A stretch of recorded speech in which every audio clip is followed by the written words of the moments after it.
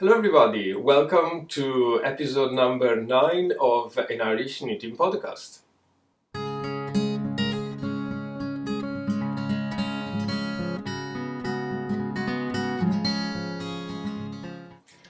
Hi everybody and welcome back to my channel. I am Sam. I'm an artist and illustrator and aspiring knitting designer based in the Republic of Ireland. And you can find me on Ravelry, Instagram, Facebook, Twitter, basically everywhere on the internet looking for Irish farm art. I also have a small Etsy shop in which I sell my original artworks, prints and other bits and bobs. So you can find all the links below in the description. If you are a new viewer, thank you so much for checking this podcast out. This really means a lot to me. This is my kind of bi-weekly knitting podcast slash talk show in which I try to follow the classic knitting podcast schedule, talking about Finishworks, works in progress, acquisitions, and any other crafts endeavor. I am trying everything, of course, through the eyes of an artist. And if you are a returning viewer, thank you so much for coming back. It bugs my mind how you guys decided to spend an hour of your time with me. So I really hope you have your knitting, your crocheting, or your embroidery, or any other craft you would have, a cup of tea or coffee, and let's get started. This week's podcast is quite packed. I have been knitting a lot, unexpectedly a lot. If you follow my previous podcast, I changed job last week. So I suppose I didn't really get to knit quite as much with the new job and training and everything ramping up. But I actually managed to schedule my time quite well, getting up a little earlier, doing my exercise, my runs, and then knitting for the much part of the day and then start working. Luckily or unfortunately, I don't know how to categorize this. My job is very close to the United States. My team is basically based in the US, so I have to work till very late in the evening, which allows me to have some more free time during the day. And so I will have a lot of stuff to talk to you today. And as well, I will finally announce the 1,000 subscribers giveaway that I was talking about in the last podcast, but I will get through that a little bit later. So let's talk about Finishworks. And sorry for the light, I'm actually going to open the window. Well, it didn't really change much. The weather is kind of crazy right now. It was very sunny a minute ago and now it's quite dark and dull, but let's do what we can. So, talking about Finishworks, what am I wearing? This is my Marius number 10 sweater. This is a bottom-up sweater from Sunness Garn, and I'm going to put all the details here as per usual. Sunness is a Norwegian yarn brand with amazing yarn. You probably know their Peer Gynt DK yarn, 100% Norwegian wool that everybody and their dogs seem to enjoy. I unfortunately can't find it here in Ireland, so I haven't got the pleasure yet. Anyway, they own this pattern and they sell the pattern on the top of purchasing yarns. I was able to get this pattern through a British website, so I was lucky to get the translation in English. And I absolutely love it. You know my love for Sunness patterns, and you know my love for Marius's Marius sweater. I have a number of them, and I can't stop making them. First of all, because the pattern is really iconic, and I do like this link with Marius, the guy, which is or was a Norwegian sport personality during the 50s and 60s. My second name is Mario, so that is another link to that. But overall, I find the pattern really flattering. I love the color work, and yeah, I just like very much Sadness patterns generally. Anyway, Marius as a pattern came back into fashion a few years ago, and I discovered this through another podcaster here on YouTube. I think I mentioned her before. She's Ellie from the Scandier Knit podcast. And she's, of course, Norwegian. She lives in London, but she has this kind of obsession in a very nice way through Marius sweater. And I was like, well, that is something I really like. I love the style and I want to try it. And from then on, I couldn't stop making Mariuses. So thanks, Ellie. I absolutely no idea if you ever stumble across this channel. But yeah, it was really, really inspiring. And all of you guys, go check her out. I put the link below in the description. About the pattern. So it's a bottom-up construction. So you start from the ribbing on your waist. And then slowly you work up the body. You join in with the sleeves and you knit the yoke. This was one of my first sweater pattern, and for sure my first kind of bell yoke pattern. I have no idea how you describe this, but if you think about the Save the Children sweater that I showed you last week, I'm probably gonna put a picture here. That is a raglan sweater with the creases on the shoulders. This is like a bell, basically. You decrease slowly until you get your neck, which is a little bit boat necky. And I was looking for a way to fit this a little bit better and get it a little bit more modern, and I kind of rockery put together a couple of short row on the back of the neck. Does the job. It's not great work. I didn't know how to make short rows, so I kind of wing it back then. If I do this again, I would probably follow some more constructive way of putting in short rows. But yeah, I wear this all of the time and it's just very nice, kind of big and cozy, and it's really, really warm as well. The yarn I used here is from Drops Charisma. It's 100% wool, DK weight. I don't love it. I've talked about Drops Charisma before.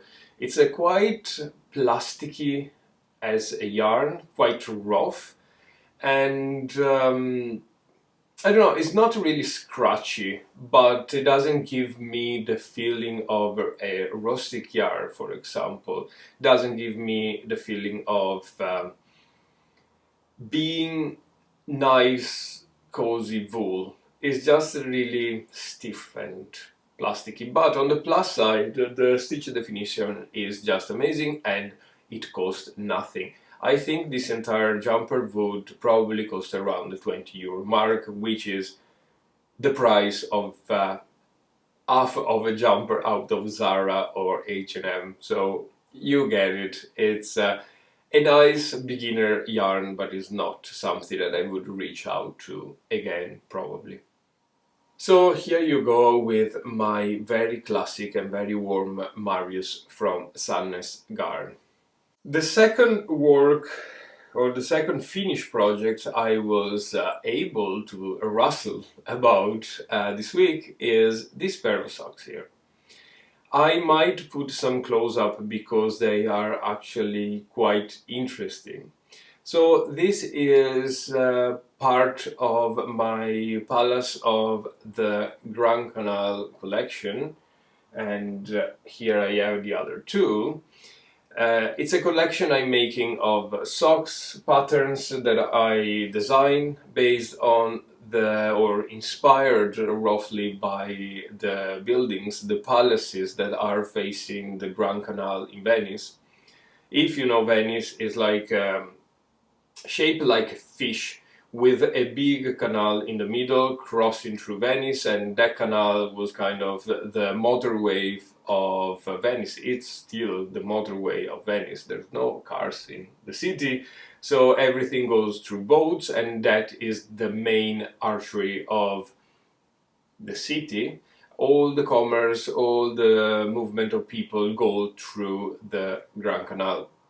So in time gone by, when Venice was an independent, powerful republic, noble family, rich people, rich merchants used to build their power and show their wealth through buildings facing the Grand Canal. Why so? Because everybody were crossing the Grand Canal, so they wanted to be seen. And so now we have hundreds of majestic buildings, and I kind of wanted to inspire a little sock collection from those beautiful buildings. And it's sometimes challenging to find an inspiration for a sock out of a building. They're completely different mediums, if you wish, a completely different type of art. But yeah, somehow we get there. Anyway, stop talking about the buildings. Let's talk about this sock here. This is a 3 color work, which I think is a great introduction to knitting colorworks with more than 2 colors. Why so? Because it's very simple. You get an accent of the colorwork on the cuff, and you get an accent of the colorwork on the toe as well. The pattern is really simple, the pattern of the stranded colorwork, of course, and you get to learn how to make a 3-color colorworks that I personally never done before, so was a learning curve for me as well. The sock is knitted from the cuff down, starting with an Italian cast on, which is currently my favorite cast on, and I do that for basically everything now. It's invisible, so you don't see the line of the cast on, as well is a really stretchy and extremely beautiful. On the plus, if you work in the round, Italian cast on allows you not to twist your stitches. This was a mouthful. So basically you do a couple of rows flat, and then you join around those 2 rows, which really lowers the chance of you twisting your stitches where you join the round, something that I've done so many times and is so annoying to me. Anyway, that is the first feature. The second feature is, of course, the color work, and then the ribbing on the ankle and on the instep of the foot. But the main feature, and the way that I constructed this made me so happy, is the heel. It's very dark blue, and I'm sure you can't see this. But let me show you the inspiration for this. I show you this in the last podcast. This is a pair of socks my great grandmother knitted. She didn't have a sock recipe, but she seemed to use this type of heel all of the time. I have another 3 or 4 pairs made by her back in the days, and they all have the same heel. I asked my mom if she remembers how my great-grandmother came up with this heel. She doesn't. If she remembers some of the construction of the heel, my mom doesn't knit socks. So I had to basically reconstruct the heel from scratch, looking at the inside of this and then the outside, and figure out where the creases were and where the increases were. So basically I figured out that there is a set of, I'm just swinging this backward and forward, a series of increases on the heel flap, which is worked in the round, and a series of decreases in the gussets and turn, I suppose, which is worked flat and joined in the round afterwards. I know it doesn't make sense how I'm describing it, but if you know about Dutch heel, this is probably something similar, although I found that the Dutch heel decreases from the outside towards the inside. This heel decreases from the inside towards the outside. The pattern is on my Ravelry store. I could spend hours trying to describe to you the way the heel is constructed, but I wouldn't have any luck because it's kind of complicated to describe, but then it's very easy to knit. If you know how to increase and decrease, that's it. It's done. It's super easy. And today we can't work because the sun is back. My Siri is starting every time I say heel or decreases. It's probably my accent. Oh my god. Anyway, I'm very happy with the way these socks are constructed. It's a new way to knit a heel, and I can't wait actually to experiment with this heel and introducing a full-on color work. So these are going to be the third sock in my palaces of the Canal Grande collection, and it's called Ca Loredan. Ca Loredan is the building that, of course, was the home of the family Loredan. Ca, in the name of the building, is the Venetian for home. All these buildings or these palaces are called Ca, this, Ca, that. Ca means just home, house. And what is the link with these socks? First of all, the pattern here. Ca Loredan, and I'm putting a picture here, is the facade of the building has this little swirl that I try to reconstruct here a little bit. And as well, I spoke about the celebrations that are going on in my old university about Piscopia, and I wanted to give a little bit of a celebrations as well towards this sock, because Piscopia was born in Ca Loredan, in the building. Who's Piscopia? If you want the full story, go please check my previous podcast. Elena Piscopia Cornaro, she was the first woman in the world to receive a university degree. And it happens that it's in my old university where I studied law. Piscopia graduated in philosophy and theology, if I'm right. It's a very nice thing to celebrate, and I'm very happy that 800 years after Piscopia graduated, they still celebrate her. So I kind of want to get Ca Loredan in the picture because of the celebrations going on. And yeah, you find this pattern for sale on Ravelry, just a couple of bob, but allows me to protect a little bit the pattern and as well to sustain somehow my yarn purchases, basically. Yeah, here you have it. The next pattern announcement is probably something that I'm the most proud of, is this thing here. This is a bow tie, a very, very classic bow tie that I came up with. So, first of all, why a bow tie? And why this bow tie, this type of bow tie? Well, I was looking for some inspiration on Ravelry on ties and accessories for men. Couldn't really find much. All the ties and the bow ties that I could find were really cartoonish type of thing, and didn't really, I know everybody say that, it didn't really resonate with me. But yeah, I wanted something quite classy, something that I could actually make and use, and I couldn't really find much on the interweb. So I put myself together and I decided to design this little thing here. And it came out so beautifully. I'm so proud of it. So basically, it's a fingering weight yarn pattern. It's knitted in the round. I use for this pattern Adriafil Calza sock. You can use every sock yarn you want.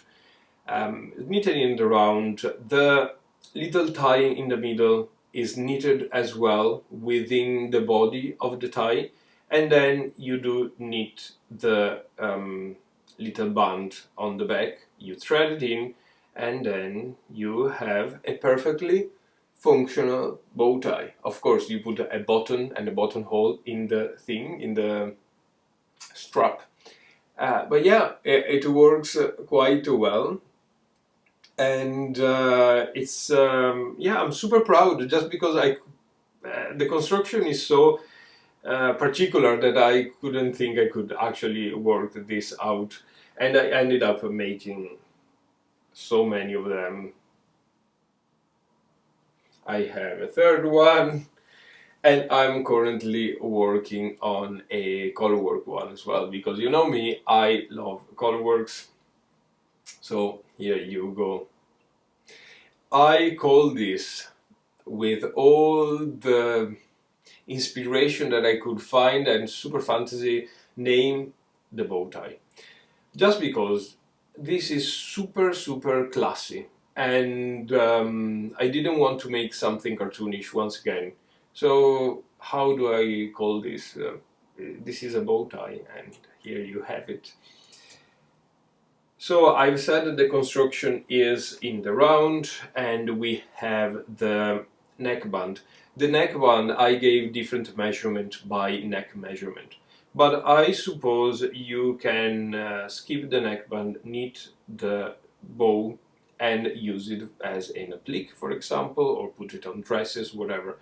And if you change the needle size, you get smaller ones, big ones. And if you change yarn as well, you get bigger ones, smaller ones. So you can really play around with this. The other thing I want to mention is the starching process. So this bow tie here, be aware, needs to be blocked a lot. So to block this, I actually scavenge some crafts from other areas of the world, of the crafty world. Especially, I remember that my mom used to crochet doilies, a lot of them. And she used a weird mixture of rice or cornstarch, water, little bit of vinegar, and create like a concoction. Dip the doilies in, flatten them, let them dry, iron them, and they became beautifully stiff. So I tried the same thing with this bow tie to get them a little bit stiffer, because of course it's wool and it's drippy. If you knit probably with cotton or linen, you would get stiffer fabric. I didn't have any, and I wanted this pattern to be more accessible, so with the sock yarn is quite easy to get, and yeah, everybody can get sock yarn, or everybody has sock yarn in the stash. So I tried to starch this with my mom's starch recipe. Didn't really work. Really, the fabric got super whitey and dusty. So the way I understood this can work is if you use cornstarch or rice starch, I think potato starch works as well. You dissolve the starch in hot water. You don't put any vinegar or anything. You put maybe a couple of drops of hair conditioner if you want, or your wool detergent, and you put the bow tie in. You take it out, you pin it on your board, on your, how do you say that even, your blocking mat or something, and you put it to shape, and then after a day comes out like this. This is starched. It's still a little bit soft, so it's not that stiff starchiness that my mother would use for doilies, but it gets some shape and can retain the shape. So yeah, what else can I say about this? That I'm really proud of this. Did I say that? And it's really functional, really beautiful. I'm gonna put some picture as we speak so you can see how it fits. And check it out. It's in my Ravelry store. It's called the bow tie, and here you go. Going on with the finished work, we have another Christmas ball from Arne and Carlos. This is called Dovre or Dovre, if I remember correctly the pronunciation.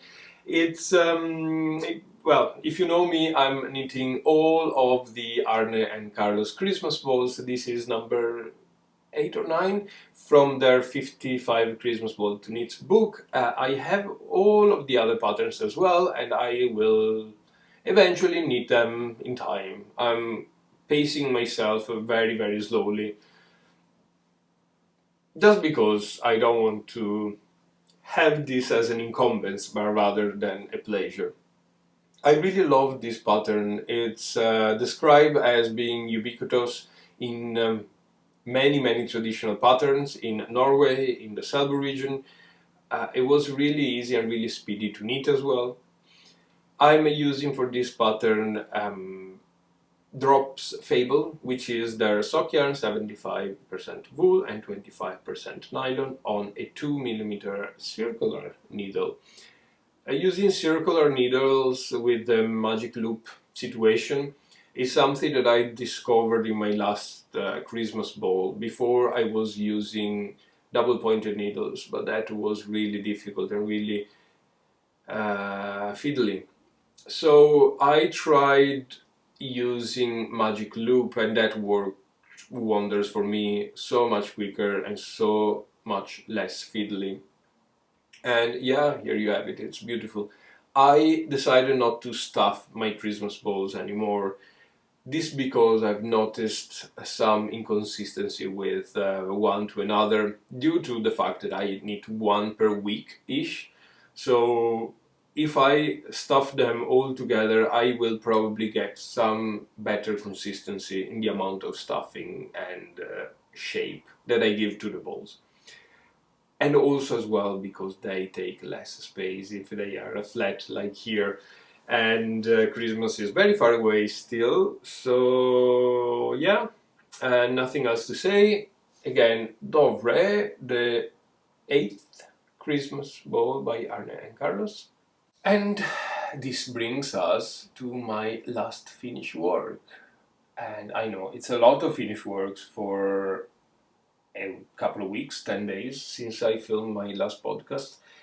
But I literally have been knitting long hours in the evening and getting up early in the morning and shoehorning knitting in every single free moment of my day.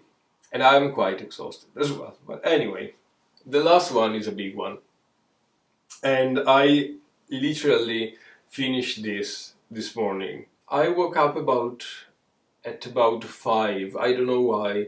I put my alarm for 6 as per usual, but yeah, I was wide awake, was trying to fall asleep again. I couldn't fall asleep, so I was like, let's go and finish this beast here. And a big reveal, here you have it. There's no need for any introduction. This is the Bubble Sweater by Stephen West. And I knitted this on this beautiful Cascade 220 100% superwash yarn, which is a combination of, I think it's called wine color, but I'm gonna check, and dark grey. I love this jumper, and it's not blocked yet. I just about managed to wave in the ends. I love this jumper, though I made a couple of mistakes. One being in the yoke, in the bubble pattern. I think I didn't count right the bubbles. And the second one being on the cuffs. The pattern asked for a twisted rib. I didn't see that, and I made a regular rib. I couldn't bring myself to unravel everything. already I unraveled a lot, and I'm gonna show you now what I have unraveled. So it's gonna be fine. I'm gonna block this after this video and it's gonna be 100% fine. So what did I unravel? Well, basically last week I knitted the entire body and the ribbing cast off. I used an Italian cast off just because it gives a little bit of a stretch, a tubular type of feeling, and you know me, it's my new favorite cast off and cast on as well. Anyway, I knitted everything. I tried the body on. At that time I only had the bust made, and it was about 10 centimeters too short. I don't know what measurement I've done, but yeah, it was crazy. Anyway, I was like, sure, it's going to be fine once it's blocked, nobody's gonna notice. But the thing was bugging my mind and I couldn't really take it off of my mind. So one morning I woke up and I was like, yeah, this needs to go. So I unraveled the Italian cast off. That is a nightmare because when you do the tubular, you go into the stitches on the wrong side. You basically do a Kitchener stitch flat. A nightmare, and took me forever, but eventually I managed to cast off all of this, and I got back into the yoke and knitted what I needed more, and the ribbing.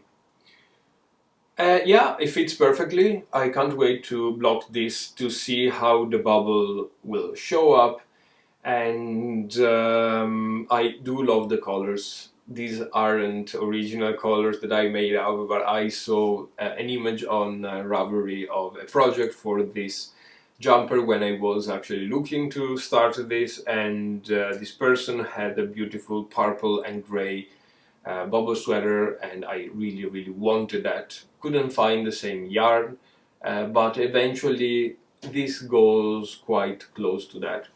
I know that on camera it looks so much pinkier that it actually is a little bit more bluish, and it's so beautiful. It's so beautiful. Something that I appreciate of the pattern was how precise it was. At the same time, this is something I didn't appreciate as well, because there were a lot of numbers to remember. This is probably my fault. I am used to like Sunnes or Arna and Carlos patterns. They are really knit 5 centimeters, knit 50 centimeters. This actually tells you, Stephen Sweat's pattern tells you how many rows you need to knit. And yeah, it's a different style, of course. I really like that, but in many places I find myself unraveling because I didn't get the exact stitch count. It is what it is, you know. The last thing I want to mention is, for the first time ever, I knit the sleeves together, which was quite interesting. It was probably a little bit longer as a process that I would have followed if I knitted the sleeves one by one. But at least I got 2 identical sleeves, and when I cast off, and I was finished. Another thing I want to mention is that I do really love a Cascade 220 yarn, and I will tell you in the acquisition part how much I love them. You can see probably somewhere here some white speckles, and that is actually not due to the yarn. Is that you know how I knit? I leave my balls of yarns on the ground, and I knit sitting down on the couch or whatever I'm doing. And it happens that on the floor there was a wet painting that I'm actually gonna pick up because it's still on the floor. So here is the painting, the infamous painting. It's just a very nosy white cow. It's an oil painting, so the oil paint takes ages to dry. And for convenience, I throw my oil painting under the couch because A, you can't see them, and B, they can dry undisrupted and undisturbed. So the painting was there, doing its business, drying out very slowly, and my ball of yarn was bobbing around the place here and there and eventually slept under the couch and fell on the top of the painting. And I didn't realize that until I felt that the yarn was a little bit tougher to knit with. It was kind of oily. I look at my hands and I had stripes of black and white, and I looked at the yarn how it was knitting up, and I found all these specks of white everywhere. And then I realized the ball of yarn was sitting nicely on the top of my painting. So the painting is not damaged, the yarn was a little bit damaged. I cut off all the colored yarn, I washed it, I dried it, and that was fine, and I reuse it. So that's it, but there are a couple of specks here that I hope will go away when this is washed. Anyway, here you go, my bubble sweater from Silver West. I can't wait actually to put this on because it's so soft and nice and warm. That was it. It was a lot of talking and a lot of finished works. What are my works in progress now? So you remember I was talking about the Anchor sweater by Petite Knit, and I was knitting it in these specs here using a Irish yarn from Studio Donegal, a DK way yarn. So here is my Anchor sweater. Yes, this is my Anchor sweater. I knitted the entire body, I knitted a sleeve, I tried it on, and it was massive. Massive meaning was twice my size, and I was knitting the first size, so extra small. I have no idea what happened there. I swatched for it using this yarn and the needles required, and I got perfect gauge, was so happy. Very difficult to knit with this yarn, and I suppose that was the thing that made in time my gauge to lose its precision, to be larger, bigger gauge. So if I started from a 21, 22 stitches per 10 centimeters, the yarn was so rough on my hands that I had to knit looser, getting towards the 18, 17 stitches per 10 centimeters. And in time, you could actually see the jumper opening up like a bell. Yeah, I really wasn't happy with that. I couldn't bring myself to stick the jumper. I couldn't bring myself to throw it away. Although I was that close to take the full sweater and all the skeins that I spent on that, and they were about 4 skeins, to throw them in the bin. Just because I was so annoyed, I was so far ahead, and I was planning to get it finished for this podcast, but that didn't happen.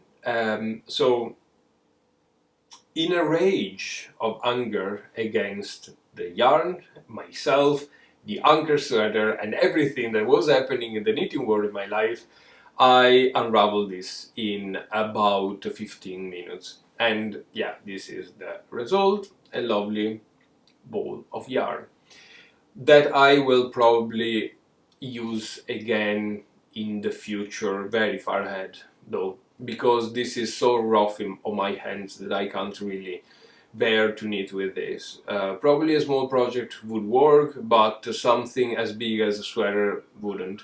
The point is that I have 6 skeins in my stash that I don't know what to do, and 4 of them are balled up now. Anyway, all this anger against the Anchor sweater made me want to knit the Anchor sweater again. Also because it's kind of getting popular. I know that Caleb from the Drawing with Yarn channel here on YouTube, as well as Jonathan Days here on YouTube, are knitting the Anchor sweater, and they have knitted multiple Anchor sweaters. So I was like, why am I not able to knit one decent Anchor sweater? So I got into my stash and I realized I have a lot of this yarn, which is, I don't have any other balls here to show you. Yes, it's Drops Lima, which is a 65% wool and 35% alpaca. It's a decay weight. They call for 21 stitches per 28 rows on 10 centimeters or 4 inches. And it's a gray yarn. It's nice and soft. It's alpaca. All of you know that I love alpaca. I have about 22 balls in my stash of this thing here. So I wanted really, first of all, to knit the Anchor sweater, but as well to get rid of the stash that was just lingering there. And so I started again. And we are back with the yoke. So I know the thrill now, it takes forever, and the more you get down to the ribbing, the more stitches you get and the more it takes to knit. But I'm not putting myself any pressure on this. This because I'm going away next week. I'm going to visit my family back in Italy, and I will be working from there. I will be stuck in my old room for the entire day, basically, and be there for a week. And this will be a nice project to bring while I'm in meetings or waiting for calls or just hanging around the place. It's very snowy over there, so you can't really go out and do much. So I probably will get this finished in a week. This is super quick to knit. It's just a matter of bringing the right amount of yarn and yeah, just knit along. Hopefully we get a gauge. I can already see that this looks so much more fitting than the Studio Donegal one. The Studio Donegal, if you remember my previous videos or check it out if you wish, it was really stiff at this point and really wide already. This is less stiff and it will probably look better at the very end result, or at least a follow gauge. I am planning to follow Jonathan Day's recommendations here and inserting short rows taken from the flax sweater, which is a free pattern on Ravelry as well. The way they work that is taking the same amount of number from the flax sweater and using the short rows recommendation for the flax sweater into the Anchor sweater at the very end of the yoke. I know it doesn't make sense. It doesn't make sense to me either. When I get there, I will probably pop a little video to explain better what they need and what I need to saying that. Hopefully we can figure this out. If I can't figure this out, do you have any recommendation to put short rows on this? That would be really helpful. Please put a comment and I'll be really happy to understand how I can get this a little bit less boat-necky and get some sort of shape in the yoke. Anyway, here you have it, the Anchor sweater by Petite Knit, which is knitted now in Drops Lima. And we are also done with works in progress, what I'm actually working on. So projects for the future. I'm currently in the lookout for another sweater, but I want to use some finger weight yarn, probably host yarn or some super soft yarn from JC Rennie, those big spool cones of yarn there. I don't know what to make. I was kind of thinking to make another Marius, but I have so many already. I was thinking to remake, and that is an actual thought I'm pondering now, to remake the Save the Children sweater, because it's just very, very beautiful. And I am kind of looking for a raglan jumper. I was even thinking of start designing a raglan sweater myself using that type of yarn. I don't know if I want the hustle and going through the thought process of designing another jumper. I've done one, it was a massively long process, and I don't know if I'm ready to start again, to be 100% fair with you. Also because I kind of want to get something mindless for television watching, so knitting around, a tiny bit of color work perhaps, and Bob's your uncle. But I don't know yet, so if you have any pattern recommendation for a nice raglan sweater, that will be really, really helpful. As well, of course, I will be working on some new sock design for the collection. The collection has now 3 pairs of socks, 3 different designs. So the question is now, and you please help me here, would I go on with socks for the entire Grand Canal collection and have about, I don't know, 10, 12 pairs of socks? Or should I think of making other stuff like a jumper or mittens or a hat or a cowl or a scarf or whatever else? I am quite turned.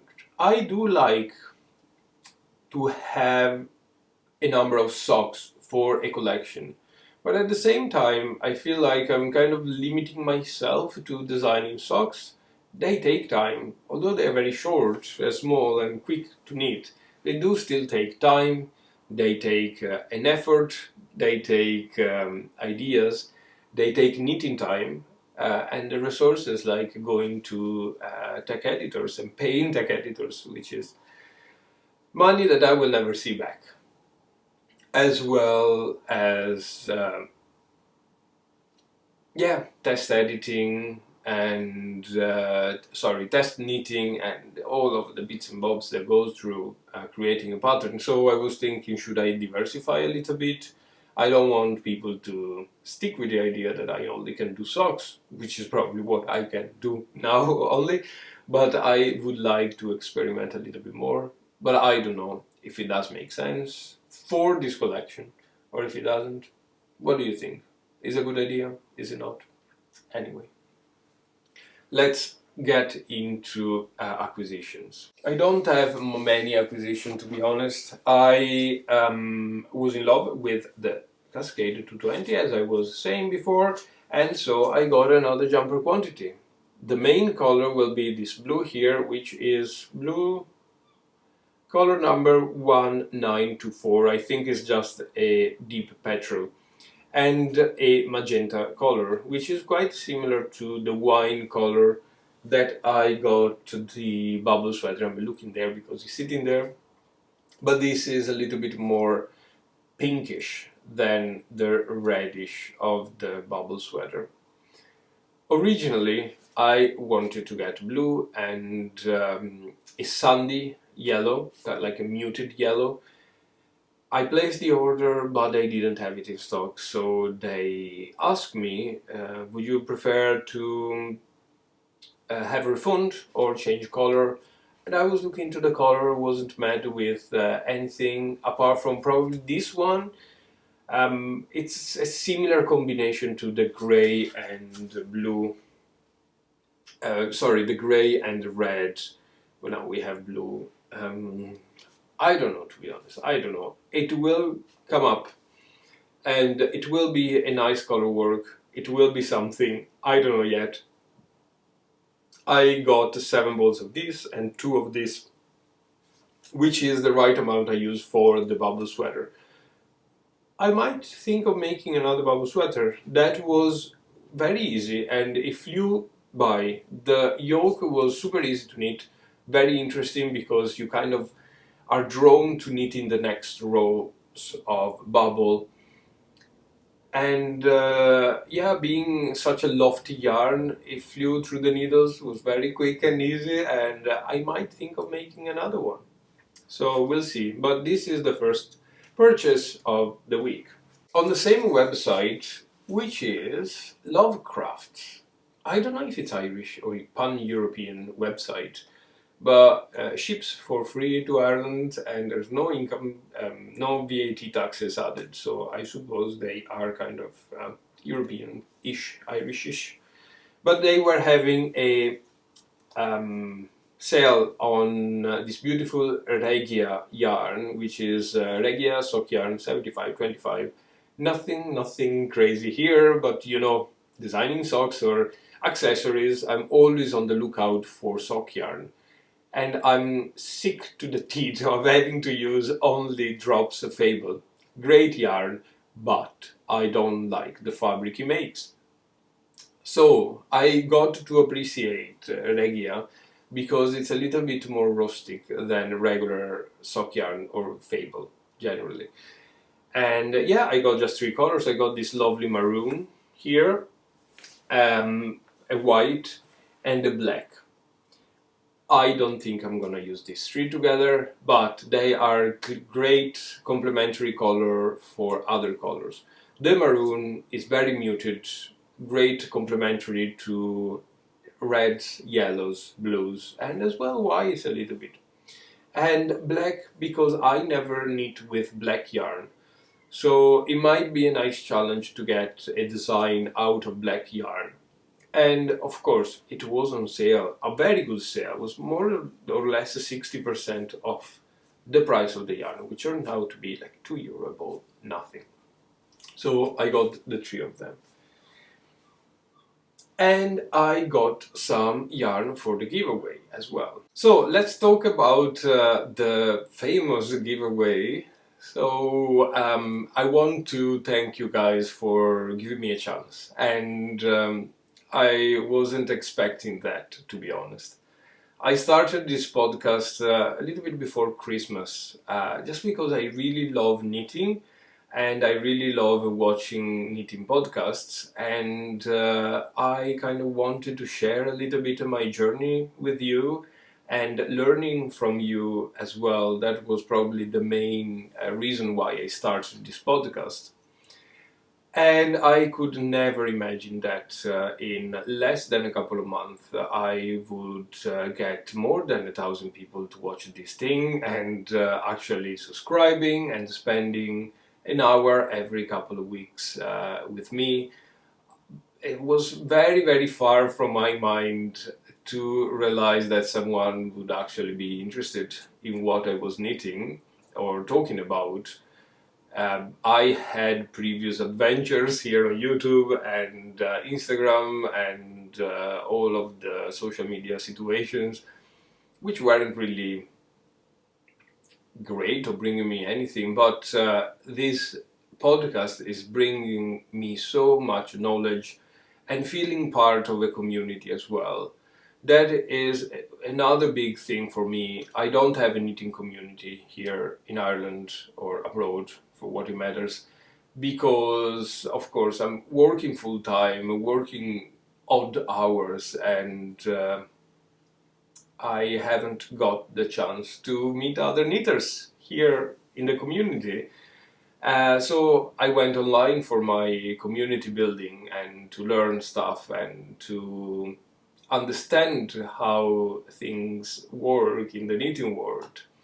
I still would love to kind of be part of a knitting group in the real life, but so far here we go, and we have more than 1,000 subscribers as we speak. We have probably 1,200 or something like that, which is great and terrifying.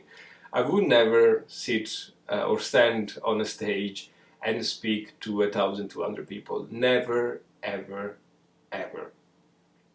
So it terrifies me to know that there are 1,000 people out there probably watching this podcast. But yeah, I'm super grateful. It really means a lot. It means that is kind of validating what I'm doing. Means that if 1,000 people are watching this, probably there's something nice or some ideas to share, and is my little bit of a contribution to the community, and as well as my very little community of us knitting and enjoying some fiber crafts. So once again, to thank you all for giving me a chance, basically, I would like to run another giveaway. And I will be gifting a couple of things that I think are important for me as a knitter, or that have been formative for me. One of which is Knitting Scandinavian Style by Arne and Carlos. This book here is probably the first book I owned knitting-wise. I've learned so much on this book that is quite incredible. Arne and Carlos did such an amazing job in putting together. This book is full of patterns for garments, for accessories, toys, home decor, and you name it. So I think I've knitted almost everything out of this book, and their instructions are super easy to follow. There's a lot of new techniques to learn and everything that you can imagine. So I decided to buy another one.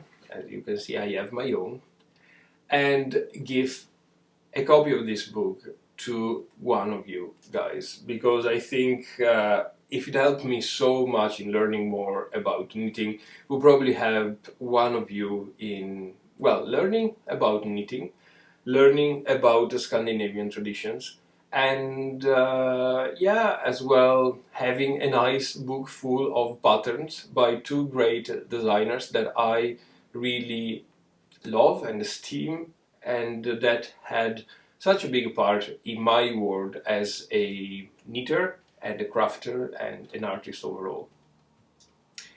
On the top of this book, I wanted to get something personal, and I came up with this tiny little set of stitch markers. These are made out of wood. They are little hearts with sentiments. They're like SSK, decrease one, increase one, and so on and so forth. I got this made out of a craft shop in Falcade, which is the town where I'm from, and the shop is a kind of an artisan type of craft shop that works 100% with wood. They are made out of pine wood from the Dolomites, and the artist here, I'm gonna link it below. The shop is called Artigans, and Gans is the surname of the artist. The artist made this little tiny heart for me. I attached a little rose gold stitch marker, those light bulb stitch markers, and there are 6 of them. I think is a nice touch, coming from Italy, coming from the region that I'm from, and coming from a local artist as well. And the third thing that I can't show you because I didn't get it yet, but it's in the post for sure, it's a set of 2 mini skeins of sock yarn, 75% Irish merino wool, spun in Italy, and 25% nylon. They are 2 mini skein. I think they are about 40 grams each, but I could be wrong, in 2 contrasting colors. And they come from an Irish indie dyer, which is called Fine Leah Fibers. I'll put all the links below in the description. I stumbled across her channel, her account on Instagram while I was looking for Irish yarns and Irish dyers, and Mariana, which is the lady that dyes yarn, she's based in West Cork. And the thing that it really struck me and again resonate with me, although I do hate this word resonate. Anyway, the thing that really impressed me is how she uses colors to make the most beautiful things ever. So it will be a surprise. I don't know which color she's gonna send me. I asked her two contrasting colors that work together quite well for probably a sock. They will be sock yarns, and I will probably design something with them as well to include in the giveaway. But yeah, here you go. So yeah, I really like the work that Mariana is doing, and if you check her account out, she has an Etsy shop as well, and she's extremely talented.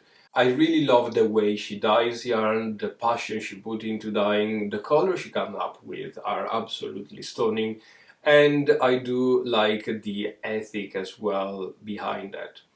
Also, a little thing I just mentioned, very fleeting, that the yarn base is 75% merino, 25% nylon. It's Irish wool spun in Italy, which I found a particular interesting connection. It's very me. It's I'm knitting in Ireland, but I'm Italian. It's just like a very nice thing. So here you go. This is the giveaway. Arne and Carlos book, a set of stitch markers, and two lovely mini skein of sock yarn. How do you enter this giveaway? It's quite simple. Be a subscriber and send me a comment down here. A comment will be something that suggests me yarns that I probably don't know, that I could easily get from abroad, something that I should try. I found, for example, this Cascade 220 out of a comment. I know it's a very popular yarn, but it's impossible to buy in Ireland apart from this one website. So if you have any yarn recommendation, something interesting, something soft, I wouldn't mind a superwash yarn, to be honest. Yeah, just put a comment below. I will raffle the comments, and I will pick one of the comments probably in my next podcast. If it's not next, it's gonna be the further one. This because I don't have the yarn within the price of the podcast yet. Mariana makes the yarn on order, and she will be probably dyeing the yarn as we speak, or she probably already dyed it and she's sending it. But we don't have it yet. So as the yarn comes, I will decide when to draw the winner. So yeah, just for reference, if you want to enter this giveaway, just comment below a suggestion on the yarn that you would recommend me to use, or anything, literally just put a comment below. Yeah, that is something quite easy, I suppose, for a giveaway. Don't want to waste people's time or to make people think about stuff, and but yeah, I'm rambling now, so you get it. I'm really happy to be able to support a local dyer, to support an Italian artist, and of course to share Arne and Carlos's wonders. So yeah, I'm very happy with this giveaway. I suppose that is it for today. Am I missing anything? I don't know. Yeah, nothing. I suppose my next couple of days will be dedicated to looking into a pattern for another sweater, another jumper, and probably designing another pair of socks for my collection. Apart from that, everything is quiet. I'll be in Italy next week for just a week of work from home and spending time with family, and eventually visiting some friends as well, if coronavirus allows. Seems like in Ireland there's no coronavirus left, but I know that around the world the situations are quite different. So on this note, keep safe, keep crafting, and I will see you next time. Bye bye.